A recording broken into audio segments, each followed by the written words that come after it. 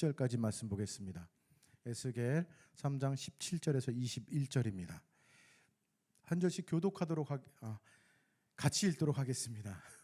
17절부터 21절까지 같이 읽겠습니다. 인자야, 내가 너를 이스라엘 족속의 파수꾼으로 세웠으니 너는 내 입의 말을 듣고 나를 대신하여 그들을 깨우치라.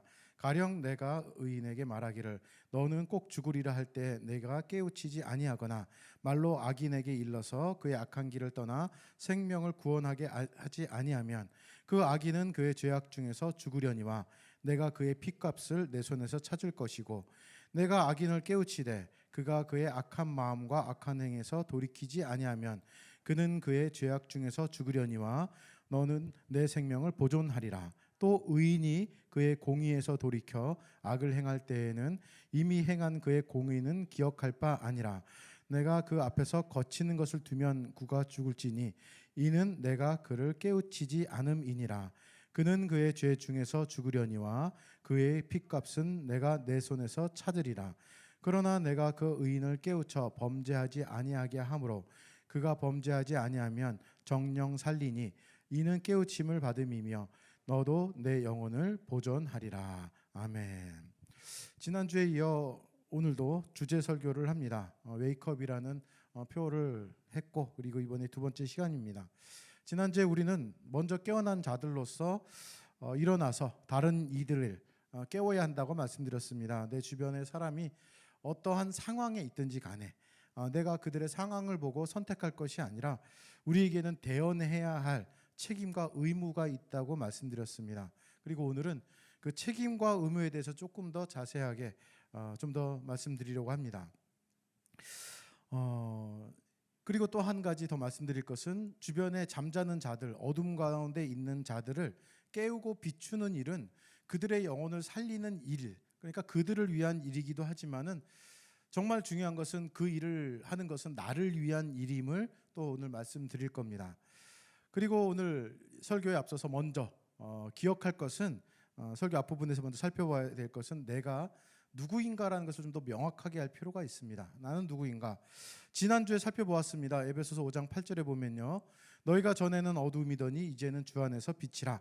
빛의 자녀들처럼 행하라. 그래서 주 안에서 빛이다. 너희들은 누구냐 하면 빛의 자녀다. 그래서 빛의 자녀는 그리스도께서 비추시는 빛을 어두운 곳에 비치는 사람들입니다. 그래서 이제는 나는 어두움이 아니다. 먼저 빛이다. 라는 것을 먼저 생각할 필요가 있고요. 그리고 또한 고린도후서 2장 14절과 15절을 보면은 그리스도의 향기라는 아주 멋진 말이 등장합니다. 항상 우리를 그리스도 안에서 이기게 하시고 우리로 말미암아 각처에서 그리스도를 아는 냄새를 나타내시는 하나님께 감사하노라 하면서 우리는 구원받은 자들에게나 망하는 자들에게나 하나님 앞에서 그리스도의 향기니 이런 말씀이 있습니다. 참 멋진 말이에요. 나는 누구인가? 그리스도의 향기입니다. 일부러 뿌리는 인위적인 향기가 아니라 그냥 그 자체에서 나는 향기입니다. 이 빛이나 향기 이 공통점이 있어요. 어떤 공통점이 있냐면은 그 자체로 그 본질을 드러내요. 무언가 하겠다가 아니라 빛 그 자체가 밝음이고 비추는 것이고 환함입니다. 향기도 마찬가지입니다. 가만히 있어도 이렇게 풍겨져 나오는 거예요. 일부러 뿌리는 것이 아니라. 그러니까 그리스도인들이 어떻다라는 이것은 그냥 그 존재 자체로서 빛을 발해야 되고 향기를 내뿜어야 됩니다. 어떤 역할을 감당해야 되느냐, 그 역할을 감당하는 강조하는 말씀도 있습니다. 출애굽기 19장 6절에 보면은 이스라엘 사람들을 향한 하나님의 말씀이 등장하는데 너희가 내게 대하여 제사장 나라가 되며 그래서 제사장 나라 또 거룩한 백성이 되리니 너는 이 말을 이스라엘 자손에게 전할지니라 해서 너희가 제사장 나라다라는 말이 있습니다. 제사장은 레위 지파 사람 중에서 특별히 뽑혀진 한 사람을 특정한 사람을 지칭하는데 이 제사장에 대하여서 하나님께서 출애굽한 이스라엘 사람들이 시내 산에 가서 있었을 때 그들을 향하여서 전체적으로 너희가 제사장 나라다 이렇게 얘기를 해요. 제사장의 역할은 무엇일까요? 백성들과 하나님의 관계를 화목시키는 일입니다. 다시 연결시키는 일입니다. 제사장의 역할은 이방인들로 둘러싸여진 그러니까 이 제사장 나라의 역할은 이방인들로 둘러싸여진 이 가나안 땅에 들어가서 이스라엘 사람들이 이방인들과 하나님의 관계를 연결시켜야 돼요, 사실. 그들에게 영향력을 끼쳐야 되는 것을 얘기를 합니다. 신약에 가서는 조금 바뀌긴 합니다. 제사장 그러면 우리는 레위 지파 사람, 특별한 사람이라고 생각을 하는데 베드로전서 2장 9절에 가면은 여러분 잘 알고 있는 축복송 가사가 등장합니다. 그러나 너희는 택하신 족속이요 왕 같은 제사장들이요 거룩한 나라요 그의 소유된 백성이니 이는 너희를 어두운 데서 불러내어 그의 기이한 빛에 들어가게 하신 이의 아름다운 덕을 선포하게 하려 하심이라. 여기서 보면은 너희가 누구냐? 이제 하나님이 택하신 족속일 뿐만 아니라 왕 같은 제사장들이다. 그러니까 다예요. 다. 모두 다. 제사장이 아니라 제사장들이다 라고 복수로 얘기를 합니다. 그리고 거룩한 나라고 소유된 백성이다. 왜 그렇게 하셨는가? 그 역할이 더 정확하게 나옵니다. 제사장의 역할이 할 수도 있어요. 너희를 어두운 데서 불러내어 그의 기이한 빛에 들어가신 이에, 이거는 하나님, 예수님을 뜻합니다. 하나님께서 너희를 거룩한 백성이 되게 하셨다. 택하신 족속이 되게 하셨다. 제사장이 되게 하셨다. 그 아름다운 덕을 선포하게 하기 위함이다. 이렇게 나와요.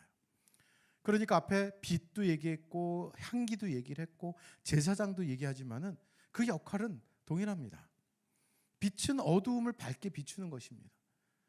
향기는 또한 자체만으로도 향기를 품어서 많은 사람들로서 그 향기를 맡게 하는 역할입니다.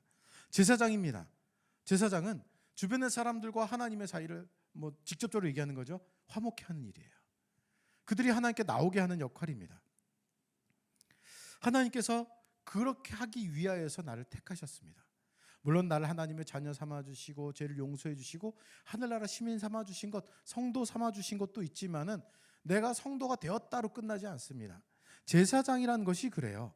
나 제사장이야 라고 끝나지 않고 제사장의 역할을 주세요. 그렇기 때문에 그리스도인들은, 성도들은 나 거룩한 백성이야, 하나님 백성이야로 끝날 것이 아니라 백성이라면 어떻게 해야 된다라는 것을 알아야 합니다. 그리고 오늘 본문을 통해서 한 가지 더 살펴볼 직분, 어떻게 보면 그 역할은 파수꾼이에요. 오늘 본문 3장 17절인데 에스겔 여기서 보면은 인자야 내가 너를 이스라엘 족속의 파수꾼으로 세웠으니 너는 내 입의 말을 듣고 나를 대신하여 그들을 깨우쳐라. 이 깨우치라는 것은 알려주라는 의미가 더 강하게 나와져 있습니다. 이 본문은 많이 알려져 있는 구절인데 사실 많이 부담되는 구절입니다. 왜냐하면 그 뒤에 있는 구절들 한 구절 한 구절 살펴보면 그렇습니다. 본문에서 이야기하는 파수꾼은 에스겔 선지자입니다. 에스겔은 제사장 가문에서 태어난 사람이에요. 이 제사장 가문에 태어났다는 것은 율법에 대해서 아주 박식한 사람입니다. 성경을 아주 잘 알고 있는 사람. 에스겔이라는 이름 자체도 하나님은 강하시다라는 의미를 담고 있습니다. 에스겔 선지자는 이적보다는 환상이나 계시를 통해서 하나님께서 주신 말씀을 전하는, 대언하는 선지 사역을 참 많이 했습니다. 그리고 그가 사역하는 시대는 좀 암울한 시대예요. 나라는 망하고 백성들은 포로로 끌려가던 시대. 선지자를 크게 구분하면 우리 일반적으로 성경을 보면 대선지서, 소선지서가 있습니다. 그래서 대선지자, 소선지자로 구분을 하기도 하는데 그것은 올바른 구분은 아닙니다. 대나 소는 양을 얘기해요. 성경에서 많은 양을 차지한 사람이 차지한 부분을 대선지서 이렇게 얘기를 하는데 그것 말고 구분하는 하나의 방식은 또 하나가 이적과 기적을 많이 보이는 선지자가 있습니다.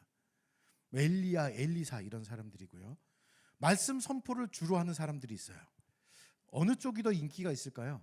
이적과 기적을 많이 보인 사람들이죠. 사실 말씀만으로 선포하는 사람들의 대다수는 책망하는 내용이 되게 많이 나옵니다.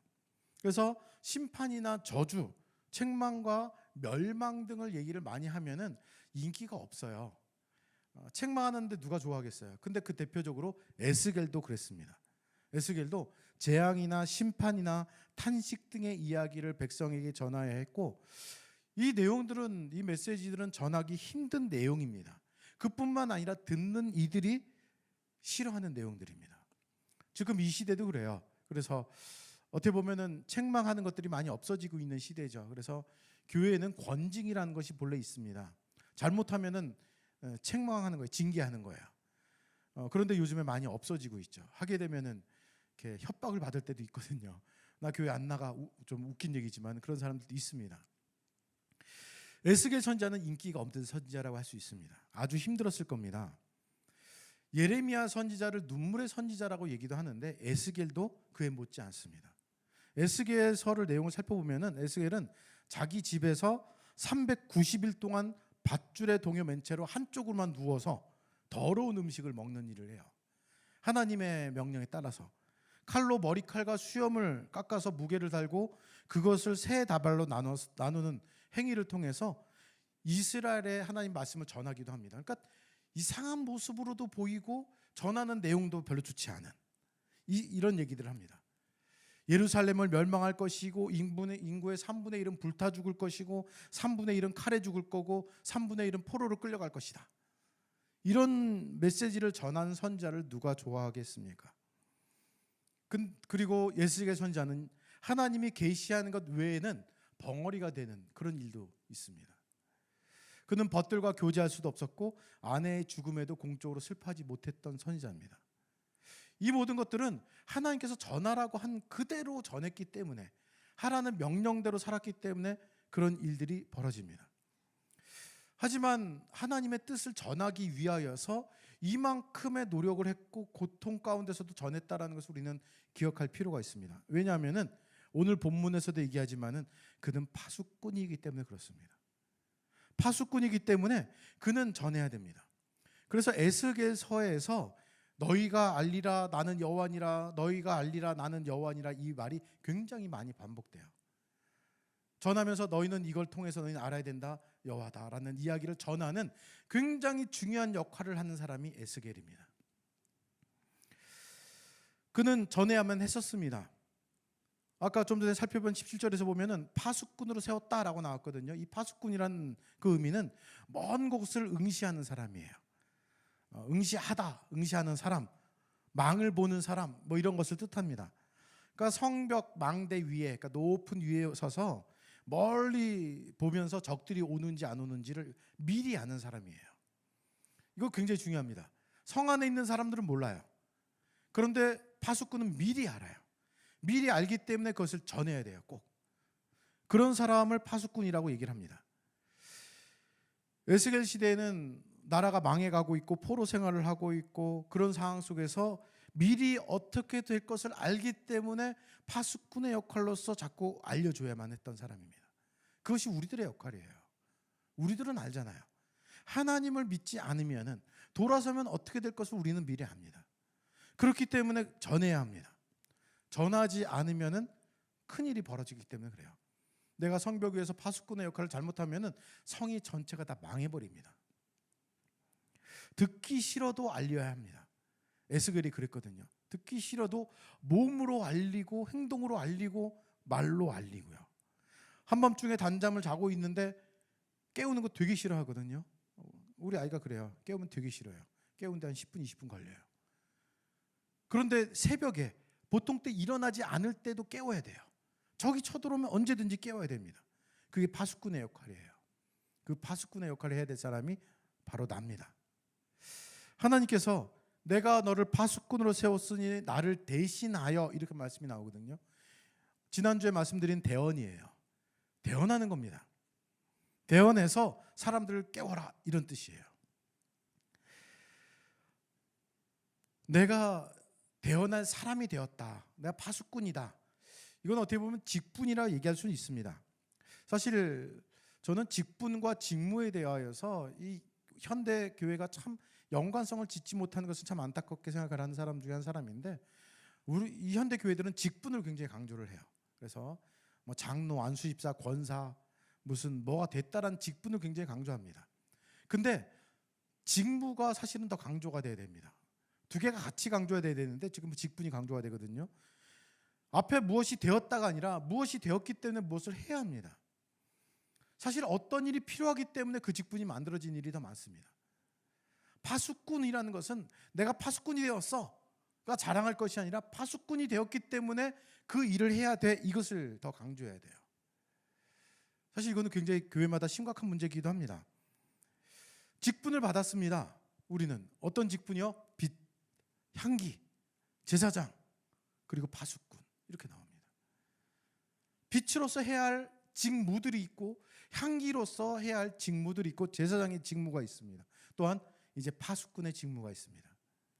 오늘 이 본문은 좀 심하게 얘기하면은 열심히 교회 나오는 사람들한테 협박하는 것처럼 들릴 수도 있습니다. 그런데 그 직무가 얼마나 중요한지를 우리는 알아야만 합니다. 왜냐하면은 18절, 19절에서 굉장히 무서운 말씀들이 나오거든요. 한번 볼까요? 가령 내가 악인에게 말하기를 너는 꼭 죽으리라 할 때 네가 깨우치지 아니하거나 말로 악인에게 일러서 그 악한 길을 떠나 생명을 구원하게 하지 아니하면 그 악인은 그 죄악 중에 죽으려니와 뒤에 보면 내가 그의 핏값을 내 손에서 찾을 것이요 이렇게 나와요. 악인을 깨우치되 그가 악한 마음과 행한 악한에서 돌이키면 그는 그의 죄악 중에 죽으려니와 너는 내 생명을 보존하리라 이렇게 나옵니다. 파수꾼으로서 악인이 있어요. 악인이 악한 일을 행할 때 그를 깨우치지 않으면 문제가 생깁니다. 여기서 사실 초점은 더 중요하게 될 초점은 악인이 깨우치냐 안 깨우치냐의 문제의 초점은 아닙니다. 악인이 악을 행할 때 내가 가서 깨우치냐의 초점이에요. 사실은 그 뒤에 깨우칠 것이냐 안 깨우칠 것이냐는 초점이 아니에요. 그것도 중요한 문제긴 하지만은 정말 중요한 것은 네가 가서 깨우쳐야 되는데 깨우치지 않으면 이것이 더 문제입니다. 지금 읽은 본문에서는 파수꾼의 역할과 얼마나 큰 책임이 뒤따르는가를 알 수 있습니다. 악인이 있는데 그에게 깨우쳐 줘야 한다고 얘기를 합니다. 그것이 잘못이고 그로 인해서 심판받을 것임을 반드시 얘기해 주라는 거예요. 그런데 그 얘기를 듣고 나서도 악한 일을 계속하게 될 경우에는 그 악인은 자기가 악한 일을 함으로 인해서 죽을 것이다. 하지만 네가 깨우쳤으면은 너는 상관없다. 그 대신 네가 깨우쳐 주지 않았다면 이 문제가 돼요. 깨우쳐 주는데도 듣지 않으면은 내 생명은 보존되지만 깨우치지 않았다면 문제가 된다. 이 얘기를 합니다. 사실 이 구절은 에스겔 33장인가 어디 가보면 비슷하게 나와요. 근데 거긴 악인만 나와서 의인이 또 나옵니다. 20절, 21절인데 한번 볼까요? 악인이 앞에 나왔고 이제 또 의인이 나옵니다. 또 의인이 그의 공의에서 돌이켜 악을 행할 때 의인이었는데 악을 행해요. 이미 행한 그의 공의는 기억될 바 아니라. 여러분 이거 꼭 기억하세요. 신앙생활 열심히 한 사람들이 가끔씩 얘기하는 거 있어요. 내가 예전에 소실적에 이런 거야. 나 정말 열심히 했어. 나 회장도 했어. 나 진짜 열심히 해서 교회에서 밤도 샜어. 기도회 하면 3-4시간 했어. 이거 한마디 해주세요. 공의는 기억할 바 아니다. 신앙은 저축되는 게 아닙니다. 저축할 수 없습니다. 다 날아가요. 그때그때 하나님께 보여드리는 것이지 예전에 제가 이만큼 했습니다. 이거 없습니다. 일단 말씀 보겠습니다. 그의 공의는 기억할 바 아니라 내가 그 앞에 거치는 것을 두면 그가 죽을지니 선의인인데 악한 행동을 합니다. 그 전에 했던 의인의 일들은 다 잊어버립니다. 없습니다. 그런데 그가 악한 일을 행해요. 근데 네가 깨우치지 않으면 그의 깨우치지 않음이니라 그는 그의 죄 중에 죽으려니와 그의 핏값은 내가 내 손에서 찾을 것이다. 이거 무슨 말이죠? 그 의인이 악한 길로 가고 있는데 내가 깨우치지 않으면은 의인이 잘못된 길로 갔기 때문에 그는 죽으려니와 그의 핏값을 네 손에도 찾을 것이나 깨우치지 않았기 때문에. 그러나 내가 그 의인을 깨우쳐 범죄하지 아니하게 함으로 그가 범죄하지 아니하면 정령 살리니 이는 깨우침을 받음이며 너도 내 영혼을 보존하리라. 깨우쳐 주면은 보존될 것이다. 이런 얘기예요. 의인이 있는데 의에서 돌이켜 악을 행할 때 어떻게 해야 되는가? 그것을 가만히 둬선 안 되고 파수꾼의 역할은 가서 깨우쳐 주는 겁니다. 얘기해 주는 겁니다. 대언하는 겁니다. 공동번역 성경인가 어느 성경을 보니까 이 번역본을 이렇게 놨어요. 깨우치다라는 말을 가서 내가 시킨 대로 말하지 않으면 이런 식으로도 번역해 놨어요. 내가 일러주는 대로 말하지 않으면 이런 거예요. 좀 부담이 덜 되죠. 깨우친다 그러면은 정말 그가 완전히 깨우쳐서 느낄 정도로 생각하는데 사실 조금 약하게 하고 싶어요. 이 깨우치다라는 말은 하나님께서 하신 말을 그대로 전하는 겁니다. 대언하는 거예요. 깨우치다라는 말의 그 뜻은 사실 경고하다, 가르치다라는 뜻이긴 합니다. 그래서 그의 죄에 대해서 신랄한 책망과 회개를 할 수 있도록 가르쳐주는 것을 얘기를 하고 있는데 한마디로 그가 이렇게 하면 안 된다. 이건 죄다. 심판받는다 이거입니다. 말해주는 거예요. 이와 비슷한 말이 신약에도 있긴 합니다. 조금 다른 의미일 수도 있겠지만 고린도전서 9장 16절에 보면은 사도 바울이 이런 얘기를 합니다. 내가 복음을 전할지라도 자랑할 것이 없음은 내가 부득불할 일임이라. 만일 복음을 전하지 아니하면 뭐라고요? 내게 화가 있을 것이다. 내가 복음을 전하지 않으면 내게 화가 있을 것이다. 왜요? 그는 이방인의 사도로 부름 받아서 그 일을 하게끔 된 사람이에요. 말씀에 보면은 많이 준 자에게 많이 찾는다라는 말씀이 있는데 이 말씀이 같이 갑니다. 여러분들 이 가운데 내가 복음을 깨달았고 어떻게 살아가야 될 것을 아는 사람들이라면은 내 주변의 사람들을 바라보면서 그러면 안 되지라고 생각으로 끝날 것이 아니라 가서 알려줘야 된다라는 거예요. 그것을 하지 않으면은 내게 화가 있을 것이다 이렇게 나와요. 앞에 있는 말씀하고 비슷하게 나옵니다. 복음을 전하지 않으면 내게 화가 있을 것이다. 그래서 그는 전해요. 전 사도 바울을 보면 굉장히 놀랍고 좀 존경스러울 만한 것은 그는 로마에 가기를 원했었습니다. 근데 로마에 가요. 어떻게 해요? 죄수로 가요. 죄수로 가는데도 그는 그거를 하나님께 불평불만하지 않습니다. 내가 끌려가지만 복음을 전할 기회가 생겨서 너무 감사하다는 쪽이에요.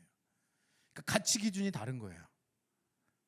우리는 내 위신, 내 몸이, 내 건강이 어떻게 보면 내가 지금 앞으로 갈 것들이 더 걱정되지만은 사도 바울은 복음 전하는 게 가장 최우선의 목적입니다. 그렇기 때문에 그가 죄수를 끌려감에도 불구하고 로마로 가고 싶었던 그 소원이 들어줌에 대해서 감사합니다. 찾아보면 그런 얘기들이 있어요. 죄수가 되어서 배로 끌려가면서도 아마 묶여서 끌려갔을 것이다. 묶는데 보통 이 8시간 3교대로 죄수들이 옆에서 이렇게 바꿔가면서 묶어요. 근데 사도 바울은 아마도 지겹게도 그 사람들한테 복음을 전했을 것이다. 이런 좋은 기회가 어디 있나 그렇게 생각했을지도 모른다 이렇게까지 얘기를 합니다.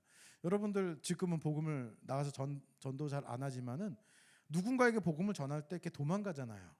근데 사도 바울은 옆에 이 간수가 이 수갑을 묶고 같이 있거든요. 그러니까 복음을 전할 수 있었어요. 그거를 기뻐한 사람이에요. 사도 바울 그것을 전하지 않으면은 내게 화다라는 것을 알기 때문에 그렇게 얘기를 합니다. 내 주변의 사람들에게 의인이건 악인이건 다른 말로 하면은 그리스도인이건 비그리스도인이건 간에 그들에게 있어서 나는 파수꾼이다 생각하셔야 됩니다. 파수꾼으로서 하나님의 심판이 다가오고 있고 하나님 말씀대로 살지 않으면은 큰일 난다라는 것을 그냥 보고만 있고 쟤네들 큰일 날 텐데가 아니라 가서 이야기해 주라는 겁니다.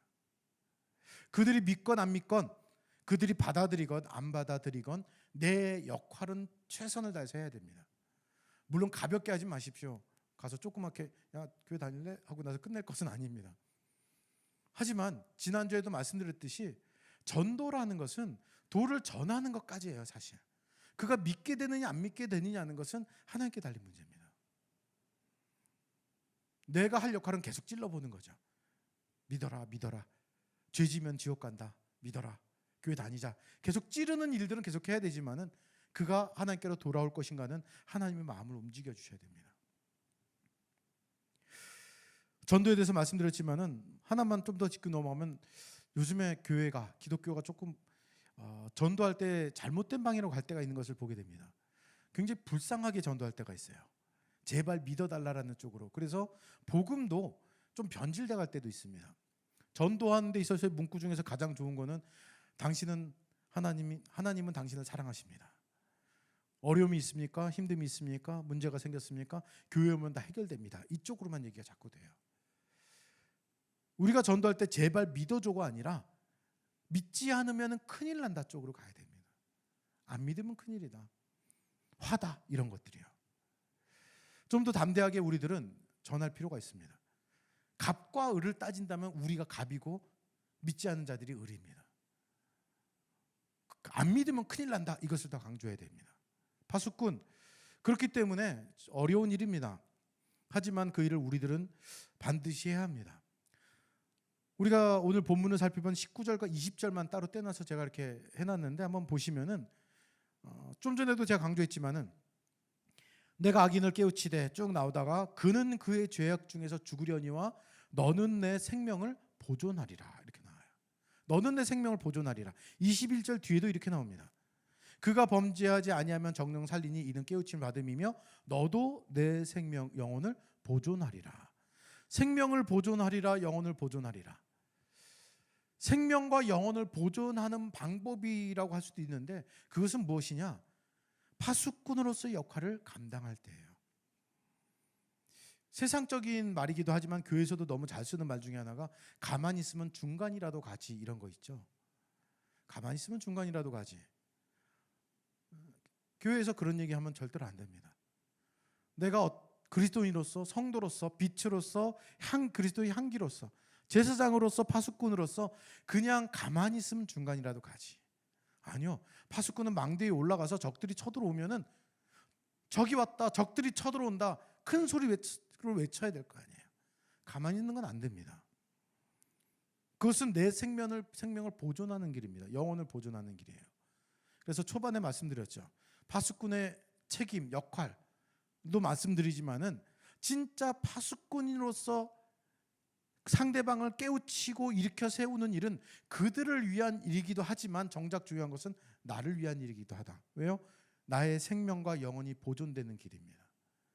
그것을 안 하면은 보존되지 못한다라는 의미죠.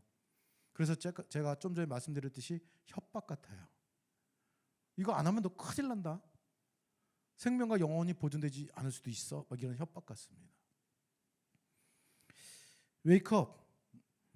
깨워야 됩니다. 파수꾼으로서 위험이 다가오고 있음을 알려야 합니다. 예수님 언제 오실지 아무도 모릅니다. 가끔 그래요. 특히 제가 옛날에 고3 때문에 그런 얘기를 한 적이 있었는데 고3 됐으니까 이때만 좀 쉬고 다시 열심히 신앙생활 할게요. 뭐 할 때는 요때만 하고 요때는 좀 쉬었다가 열심히 할게요. 그럼 제가 저주 같은 말을 하죠. 딱 그때 예수님 오시면 어떡할래? 딱 이때 예수님 오시면 어떡할래? 예수님 언제 오실지 모릅니다.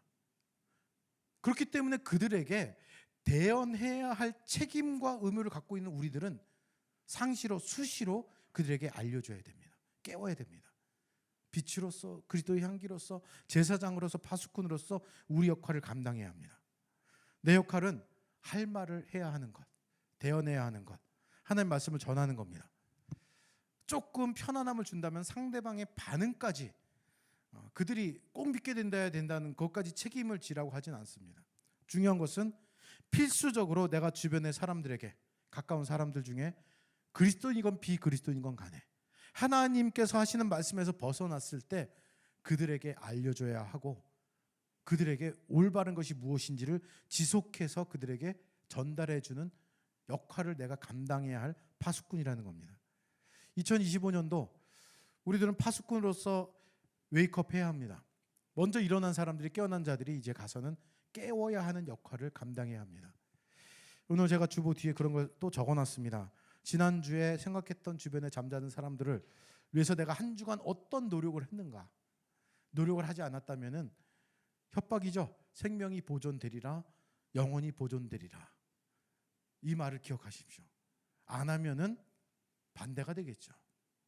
그리고 구체적으로 내가 노력할 것들이 무엇인가 한번 생각해 보십시오. 저도 찔려서 제 주변에 이제 좀 흔히 하는 말로 여기로 오게 할 만한 사람들 또는 믿으면 쉬고 있는 사람들한테 한두 명한테 연락을 했습니다. 근데 웬만해서 안 움직여요. 그래서 계속 해야죠. 여러분들도 지금 머릿속에 생각하는 주변에 잠자는 자들, 잠자는 척하는 사람들 생각하시면서 그들에게 어떤 내 노력을 해야 될까? 에스겔만큼은 우리는 못할 겁니다. 행동으로 보이고 노력하고 비난을 받아도 또 전하고.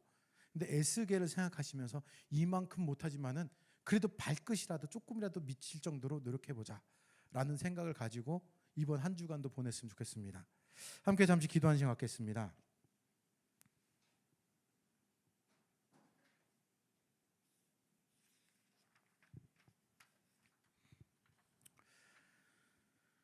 나는 빛의 자녀고 빛입니다. 그리고 가만히 있어도 향기를 내뿜어내는 그리스도의 향기입니다. 이제는 내가 제사장이고 내가 파수꾼입니다. 내가 어떠한 자인 것을 안다면 이제 무엇을 해야 할지, 어떤 직무를 해야 할지, 그 앞에 붙은 빛과 향기와 제사장과 파수꾼에 걸맞는 모습은 무엇인가 한번 생각해 보면서 내 주변의 사람들에게 그 역할을 감당하는 내가 될 수 있도록, 그리고 그들이 정말로 이 위급한 이 시기에 속히 다시 복음 앞에 나올 수 있도록 그들 위해서 함께 기도하는 시간 가졌으면 좋겠습니다. 함께 기도하는 시간 갖겠습니다.